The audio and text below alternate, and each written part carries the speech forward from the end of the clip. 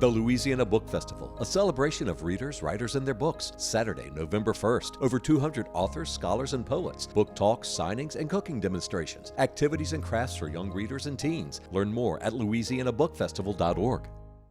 The New Orleans Jazz and Heritage Foundation promotes, preserves, and perpetuates music, culture, and heritage through programs, cultural, educational, and economic activities year-round. Learn more at jazzandheritage.org. This program is brought to you in part by the Eugenie and Joseph Jones Family Foundation, a local foundation proud to support education, the arts, and culture in the greater New Orleans area. Support for this program comes from the Gail and Tom Benson Charitable Foundation, committed to funding educational causes. Steppin Out is made possible in part by Susie and Pierre G. Villery. Whether it's the latest museum exhibit, the newest restaurant, or the current hot play, we appreciate the weekly updates on the arts, music, and entertainment. Let's step out.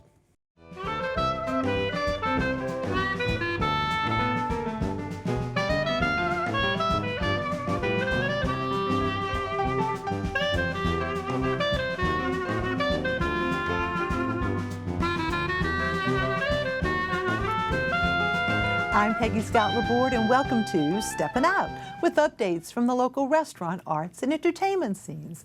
Joining me, Poppy Tucker, host of Louisiana Eats on WWNO Radio. Hey, Miss Poppy. Hello, Peg. Good to see you. He's back, Dave Walker, who reports on local museum activity for us. Also for the Times-Picayune, of course, New Orleans Advocate, WWNO, and he is themuseumgoer.com. Welcome back. Thanks, hello. Peggy. Alan Smason, editor of the Crescent City Jewish News and theatercriticism.com, and making his Steppin Out debut is a clarinetist, Gregory Agid, who is the co-founder of the Second Line Arts Collective, and he's going to talk to us about the Little Stompers program. Wait till you see that. Poppy, an update concerning a near and dear friend. Oh, goodness. You know, Daryl Montana and Diane Honore, dear friends of the station, and he's legendary. Of course, Daryl Montana is the son of Tootie Montana.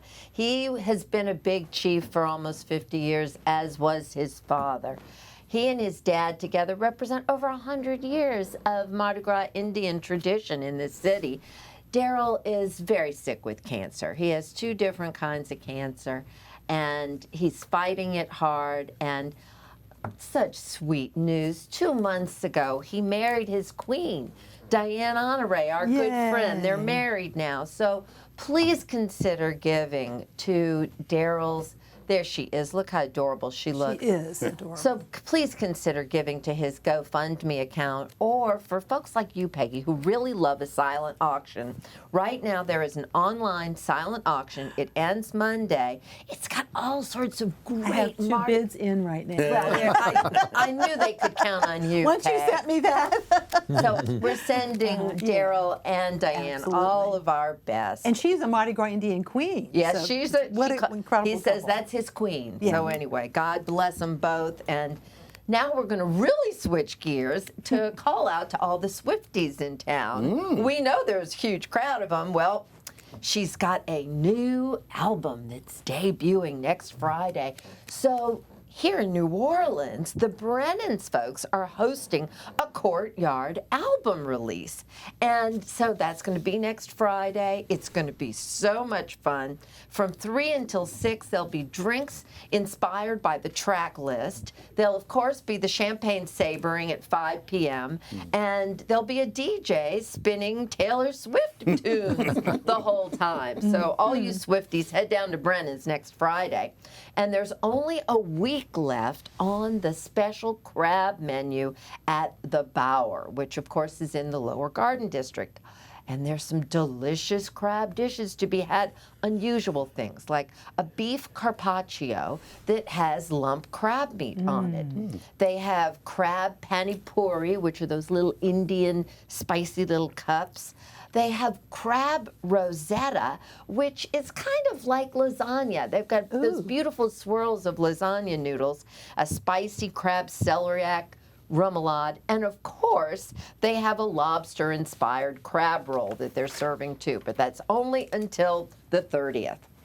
Now, again, it is, after all, Hispanic Heritage Month, and so I've got little Hispanic tastes, and one of them is Manolito. You know, 2 times James Beard Award winner Chris Hanna recreated the ultimate Hemingway-style Cuban hideaway right there on Dumaine Street between Decatur and Charters. And the original Manolito was a real man who ran the legendary El Floridita in Havana. And what they're doing there is celebrating daiquiri culture and so much more. You know, if Chris Hanna is in charge, you are guaranteed a perfectly crafted classic cocktail. But they've got a little upstairs nook, they've got a beautiful courtyard area, and they have the best Cuban sandwich in town. They serve arroyos con pollo, they have ropa vieja, ceviche. My favorite is they serve something called maduros, which are roasted plantains that they serve in a house-made molasses hot sauce with tagine. And I'll give you one of my secrets. I buy them, take them home, reheat them, and serve them with ice cream for a really wild dessert. You're so wacky. Oh, well, you know. And then Barracuda Taco Stand, another delicious Hispanic favorite. I got to tell you, they have the best guacamole in the city. I stopped there on an afternoon uptown recently. From 3 until 6 on weekdays, it's happy hour when margaritas are just $7. Beer is $3. You can get nachos, queso and chips, and crunchies, which are little tiny, 3 little tacos. All of that is just $6 a dish. So uptown, on Chapatulas, Barracuda, and of course, in Algiers on Pelican Avenue. Thank you very much. Duly noted. Sounds good. I was taking notes. Dave started kicking this off at, first of all, New Orleans Museum of Art, huh? Yes, it's a photography exhibit, Daoud Bey Elegy, which opens Friday. And I saw it for the first time this morning, and it's really wonderful. That's at the New Orleans Museum of Art. And local museum goers may remember Bey had an exhibit at Prospect 5 at the Historic New Orleans Collection, and that work expanded is in this exhibit. Organized by the Virginia Museum of Fine Arts, Elegy is a photographic exploration of sites linked to the early experiences of African Americans, including the Richmond Slave Trail, Louisiana plantations, and the final miles of the Underground Railroad in Ohio. The work will remain on view through January 4th and includes more than 40 large-scale gelatin silver prints and 2 films. And when you say large scale, you mean large scale. It's a They're 4 enormous. by 4. They're huge, immersive images, black and white, of these historic settings.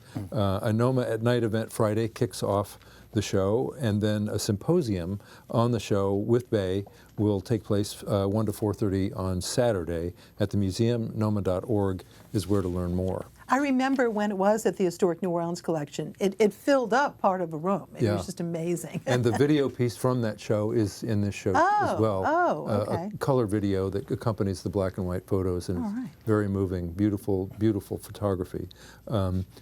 Switching gears totally, many of us remember the November 2009 debut of the Beyond All Boundaries 4D cinematic experience at the National World War II Museum. You know, narrated and co-produced by Tom Hanks. It's an immersive 47-minute overview of the experience in the war. The seats rumbled as tank segments came over and life-size objects rose and fell, and snow falls during the Battle of the Bulge. It's a beautiful, immersive, comprehensive experience of what the American experience was in the war. Voices include Gary Sinise, Brad Pitt, Patricia Clarkson, and Wendell Pierce. The premiere was a huge moment for the museum because it was that first leap across Higgins Boulevard into what would become the new campus, and also opened, in addition to the Solomon Victory Theater, was the excuse me. Stage door. The stage door canteen. I was going to say one of your. And one this of Alan's photo is artists. intriguing. Tell us about this photo. Yeah, this is the nose cone that drops from the ceiling that makes the sort of 4D experience Oh, of that is very new. bombers Yes. in flight, and they've redone a lot of those special effects. And so it's reopened after several weeks out, and the story is the same, but it was overdue for a refresh. Yeah. The film has been remastered. I watched it yesterday, and it's beautiful. And all of the theater chairs have been swapped out for new rumble seats. Okay. Thank you, Dave. More significantly, the video narration by Hanks in the pre-show has been re-recorded to reflect him as he appears today versus the Angels and Demons era Tom Hanks. I got it. He still looks pretty good. Oh yeah, yeah, and he was super important to the composition of that piece, and a huge champion of the museum. Finally, one last item: the Historic New Orleans Collection exhibit, "Captive State: Louisiana and the Making of Mass Incarceration," was on view from July 24 to February this year, and that showed the histories of slavery and mass incarceration and how those made Louisiana the global leader in imprisoning its citizens.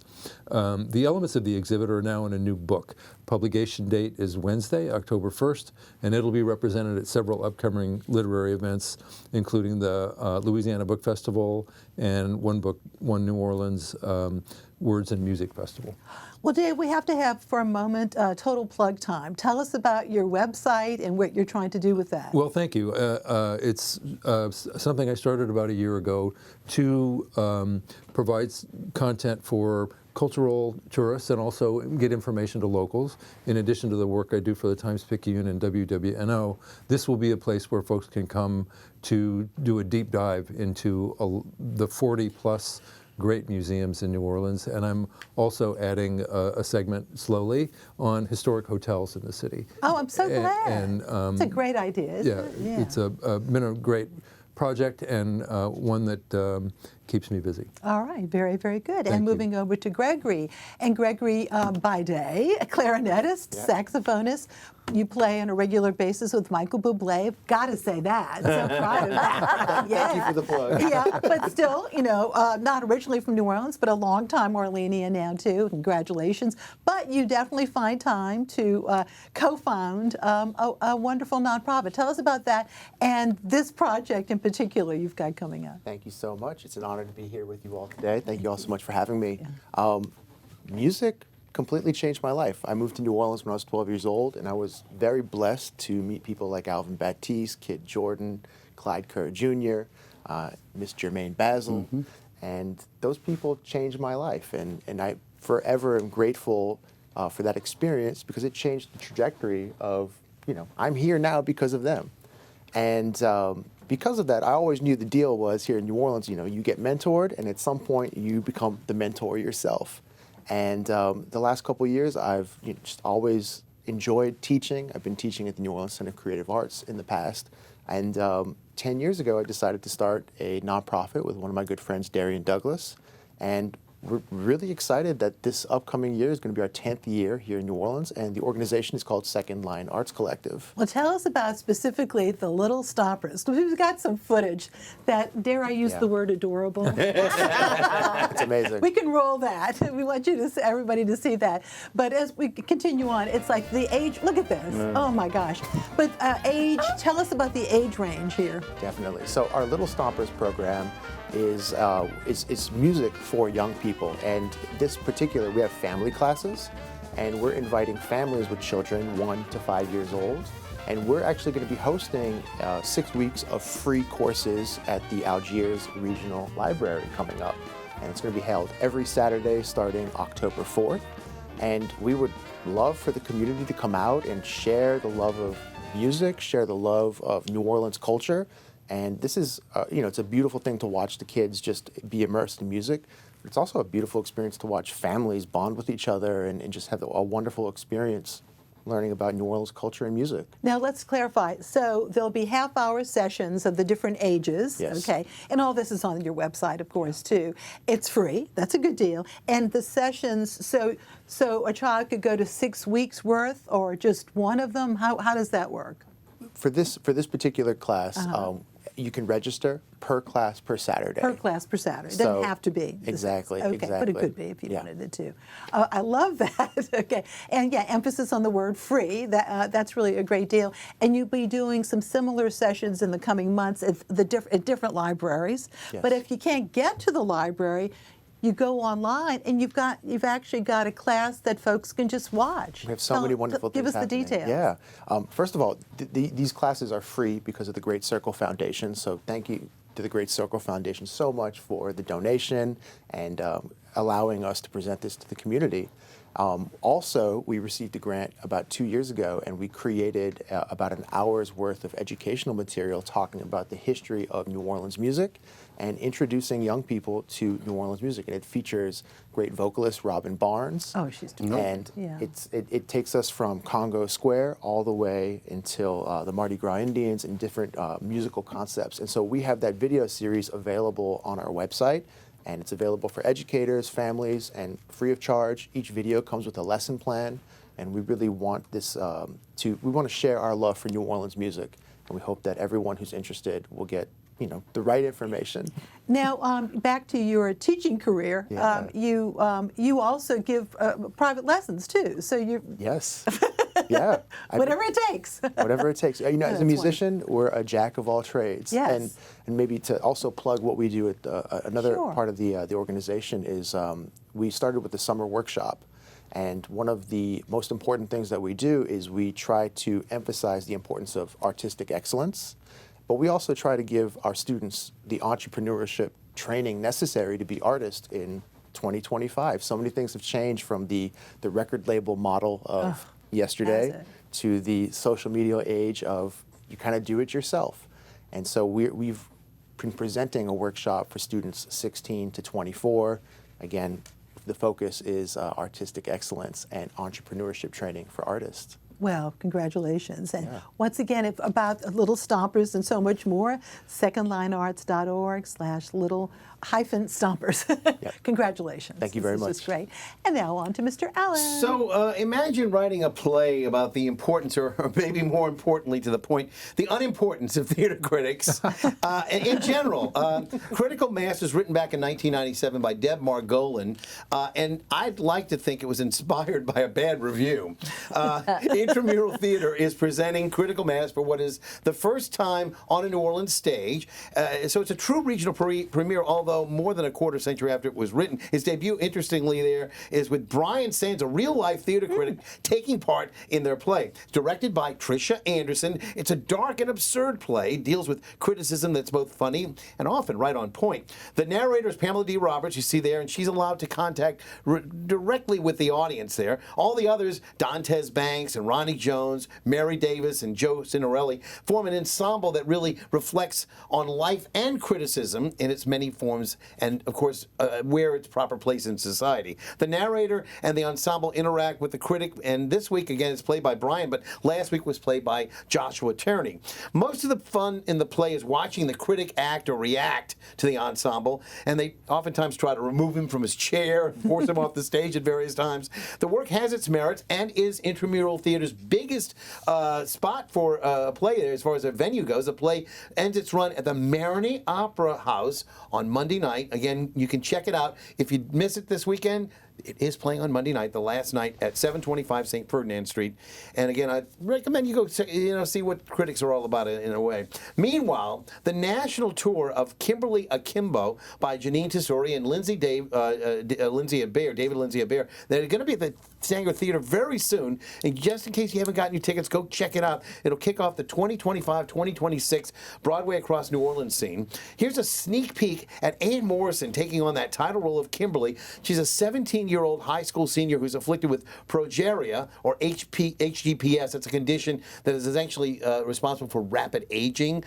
Knowing she's nearing her life expectancy of late teens to early 20s, she turns out to be more mature than you might expect. Also on hand here is her dysfunctional family, her out-of-control and dysfunctional dad, her crazy mom, and her criminal aunt, who's not above involving Kimberly and her classmates in her criminal enterprise. The national tour gets here on October the 7th. Alan, I have just a quick P.S., and I think you know this, of course, that David Lindsay Abair was an early winner of the Tennessee Williams Festival one-act play, competition. Okay, we get that plug in too. Absolutely. He includes that in his Wikipedia citation. So, go ahead. So another regional premiere will also be here soon, and that's the Layman Trilogy. That won the Best Play Tony Award a couple of years back. It's a multi-generational story about one family and their rise to fortune for more than 150 years, only to rapidly decline with bankruptcy and ruin with the largest bankruptcy in U.S. history. The Layman Trilogy at Le Petit Theater. Again, we do know that there's some construction going on around there, so please make certain that you get your parking in right and that you get there a little earlier than you might normally. Tickets went on sale today, Peggy, I'm so proud to say, for the Crescent City Theater Awards, made possible in part by a foundational grant from the New Orleans Theater Association. Oh, great. It's being held right here at the WYES TV studios on Monday, November the 17th, a traditional dark night for theater. Tickets are $75. And they're tax deductible. They will sell out. So get your tickets as soon as you can. And meanwhile, nominations are up for the first Theater Educator of the Year award. They're being accepted until this Sunday, September the 28th. If you know of someone who works with children or young adults in theater education, go to the Crescent City Theater Awards Facebook page and download the form, fill it out, and send it in. You have until Sunday night to take care of that. And don't forget, we're also honoring playwright, actor, director, and comedian Ricky Graham. He's going to be the first recipient of the Crescent City Theater Awards Lifetime Achievement Award, and we are so looking forward to that. And by the way, if anybody's got any old pictures, I mean, you know, sort of the relic pictures of Ricky, I'd love to get them sent to me so I can use them in my presentation. All right.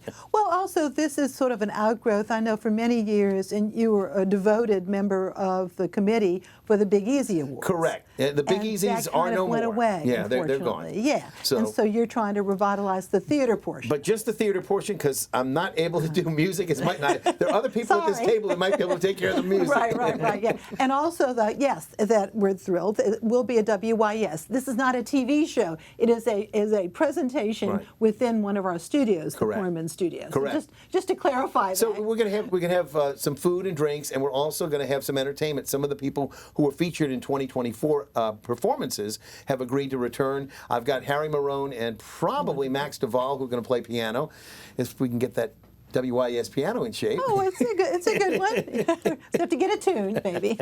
All right. Well, thank you. Time for picks. Poppy. Well, speaking of Mardi Gras Indians, there were few people who chronicled Mardi Gras Indians in New Orleans in the last many years better than Pablo Johnson. And tomorrow night there's an exhibition with conversations in honor of Pablo that is opening at the New Orleans Jazz and Heritage Foundation Gallery. And it's going to be a real interesting night. Lots of Mardi Gras Indians and Pablo's fabulous photos. Thank you. Dave. This is the final weekend to see the exhibit Rodrigue Before the Blue Dog at the Cabildo. There are a few blue dogs in the show, but it otherwise focuses on the artist's work before the indigo pooch entered his life and became an epic hook. But the exhibit itself is a visit to the dark bayous and ghostly family and friends scenes from his early life. It's beautiful. All right. And Gregory, if somebody wants to learn more about you, where do they go? Please, we welcome you to visit our website, secondlinearts.org. And your own? And my own website, Gregory Agid. All right. Yeah. .com. Okay. Great. .com. All right. Alan. So there are seats left for the remaining 3 shows for Dear Evan Hansen. You can see my pin here that I'm wearing, Dear Evan Hansen. It's a regional premiere playing at Rivertown Theaters for the Performing Arts, co-directed by Kelly Fushi and Bryce Slocum. It's a solid production with good singing and a live orchestra, which is unusual for Rivertown. And I hope to see you at the theater. All right. And now my picks, the Pirates Alley Faulkner Society will hold their annual tribute to the writer with many locally themed panels now through Sunday at various locations, most of them in the quarter. The panels are free, but you must RSVP at Falk House, F-A-U-L-K, at falkhouse@AOL.com. Check out the schedule at piratesalleyfaulknersociety.org, clicking on 2025 schedule. Sun Pie and the Sunspots, Dr. Michael White, and many more bands are part of the Black Americana Fest. It's quite a lineup. This weekend at the Broadside. Go to blackamericanafest.com for details, food, and an art market too, right there, right next door to the Broad, of course, on Broad. Harpist Margaret Ann Altergen What a beautiful young lady. She'll perform 2 free concerts at Loyola this weekend. Saturday at 7 p.m. with the Loyola University Orchestra. They'll be doing Debussy, and at Roussel Hall, and then in a solo recital on Sunday at Nunemaker Hall at 3:30 p.m. And the New Orleans Ballet Theater. They'll be coming back in a few weeks. We'll be talking about something spooky. But this weekend, it's The Prodigal Son on Saturday at 8 p.m. and then Sunday at 2 p.m. at the Orpheum Theater. And that's NewOrleansBalletTheater.com for tickets. Before we leave you, though, okay, Gregory, as an Orleanian, at 12 years old, you moved here with your family? Okay. So you've mentioned all these performers. What is the music that you enjoy doing the most? Is it primarily jazz or all over the place? You know, as a New Orleans musician, one of the best things about living here is we get to play all genres of music. So I love playing jazz, straight-ahead jazz, traditional jazz, funk, rock, everything. So I'm very grateful. You were with the LPO the other night, too, huh? Got to play with the LPO. So how about that? Not a bad deal. Okay. And then, Dave, putting you on the spot, you talked about New Orleans Museum of Art, one of my favorite places, of course. What are if somebody was going there for the first time, I would say, in terms of some local, the Degas, what would be some, like, do not miss that are standard parts, of course, the wonderful holdings? There's a whole level of from their permanent collection, and you could spend all day going from their African art to Asian. It's a really sublime collection of art that's in there all the time, in addition to the changing exhibits, such as Elegy, which is on view now, and then the beautiful photography exhibit that's also there right now, the photographer Nicholas Flock, who actually submerged his camera in the Mississippi and its headwaters. And so it's a whole spectrum of color filtered by the sun as the river moves down toward the Gulf. As the sediment changes, as the composition of the water changes, it's beautiful and a great way to experience the Mississippi beginning to end. Very good. And I would say Portrait of Estelle Muson, of course, Edgar Degas. There's also a ballet dancer in bronze, and then the Mary Cassatt. I love the Mary Cassatt, and of mother course, and child. We're getting into the time of the year when the sculpture garden becomes Yes. viable again, and it's a beautiful place to spend Very time. good. Well, thank you all so very much, and thank you for watching. Bye-bye.